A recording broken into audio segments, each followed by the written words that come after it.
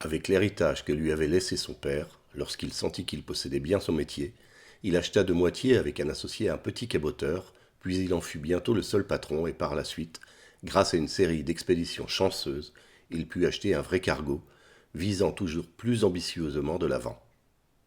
Mais les succès et les millions n'arrivaient pas à chasser de son esprit cette obsession continuelle, et il ne songea pas une seconde à vendre le bateau et à cesser de naviguer pour se lancer dans d'autres entreprises. Naviguer, naviguer, c'était son unique pensée. À peine avait-il touché terre dans quelques ports, après de longs mois en mer, que l'impatience le poussait à repartir. Il savait que le cas l'attendait au large et que le cas était synonyme de désastre. Rien à faire. Une impulsion irrépressible l'attirait sans trêve d'un océan à un autre. Jusqu'au jour où Stefano prit conscience qu'il était devenu vieux, très vieux, et que personne de son entourage ne pouvait s'expliquer pourquoi, riche comme il était, il n'abandonnait pas enfin cette damnée existence de marin. Vieux et amèrement malheureux parce qu'il avait usé son existence entière dans cette fuite insensée à travers les mers pour fuir son ennemi. Mais la tentation de l'abîme avait été plus forte pour lui que les joies d'une vie aisée et tranquille. Et un soir, tandis que son magnifique navire était ancré au large du port où il était né, il sentit sa fin prochaine. Alors il appela le capitaine, en qui il avait une totale confiance, et lui enjoignit de ne pas s'opposer à ce qu'il allait tenter. L'autre, sur l'honneur, promit. Ayant obtenu cette assurance, Stefano révéla alors au capitaine qu'il écoutait bouche bée l'histoire du cas, qui avait continué de le suivre pendant presque 50 ans, inutilement. Il m'a escorté d'un bout à l'autre du monde, dit-il, avec une fidélité que même le plus noble ami n'aurait pas témoigné. Maintenant je suis sur le point de mourir. Lui aussi doit être terriblement vieux et fatigué. Je ne peux pas tromper son attente. Ayant dit, il prit congé, fit descendre une chaloupe à la mer et s'y installa après s'être fait remettre un harpon.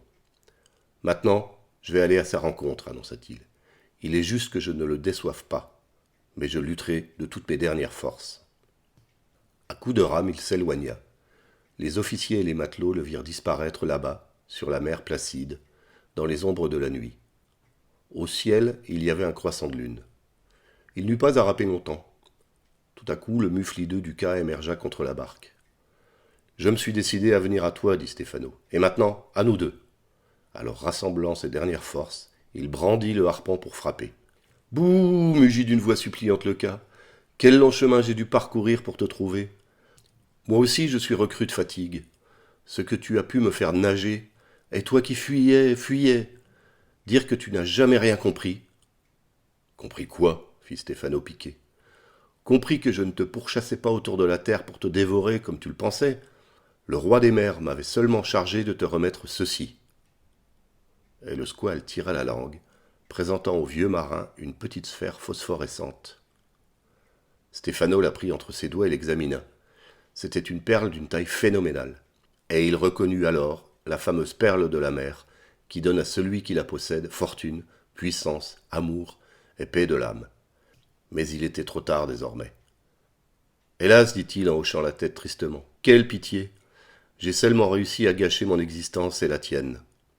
Adieu, mon pauvre homme, répondit le cas, et il plongea à jamais dans les eaux noires. 2 mois plus tard, poussée par le ressac, une petite chaloupe s'échoua sur un écueil abrupt. Elle fut aperçue par quelques pêcheurs qui, intrigués, s'en approchèrent. Dans la barque, un squelette blanchi était assis. Entre ses phalanges minces, il serrait un petit galet arrondi. Le cas est un poisson de très grande taille, affreux à voir et extrêmement rare. Selon les mers et les riverains, il est indifféremment appelé colomber, calubra, calonga, calou, balou, chalungra. Les naturalistes, fait étrange, l'ignorent. Quelques-uns, même, soutiennent qu'il n'existe pas.